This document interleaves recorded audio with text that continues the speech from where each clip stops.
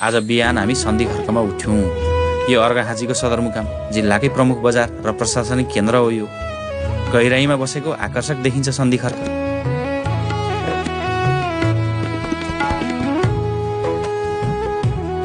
हिजो हामी सन्धि खर्क आइपुग्दाखेरि निकै रात नै परिसकेको थियो। अँध्यारोमा धेरै बाटो तय गरियो पनि अब यहाँ चाहिँ आजको सुनौलो बिहानी घाम झलमल्ल लागेको अवस्था छ।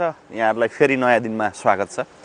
अब अर्घाखाँचीमा पहिले नै हामीले धेरैवटा क्षेत्रहरू त भ्रमण गरिसकेको थियौँ, जसमध्ये त्यो बखत नै धेरै जान मन लागेको यहाँ एउटा रक गार्डन भनिन्छ, जलजला लगायतको केही क्षेत्र छ। त्यहाँनिर त्यो एउटा अद्भुत क्षेत्र छ अरे।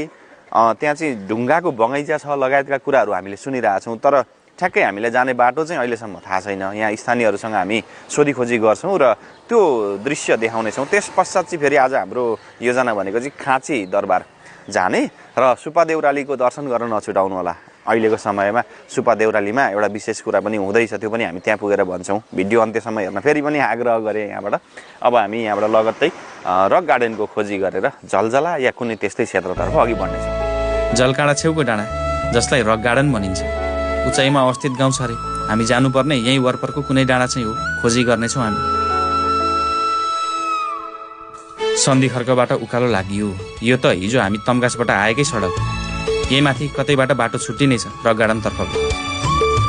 सल्लाहका वृक्षहरू भएको जङ्गल नै छिचोल्दै हामी अघि बढ्यौँ। सोध्दै खोज्दै त्यो चट्टानको भिरको रोचक ढुङ्गा पुग्ने नै छौँ।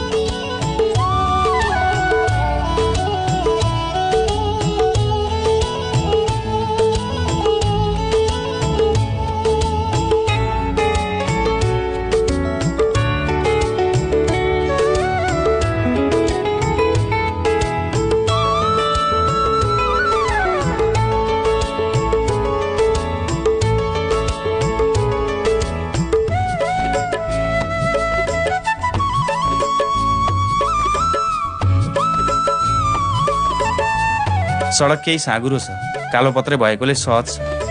अलिक सजग भएर मोटर चलाउनुपर्छ यस्तोमा। आज पनि मौसम सफा नै छ, बिहानबाटै झलमल्ल घाम लागेको छ।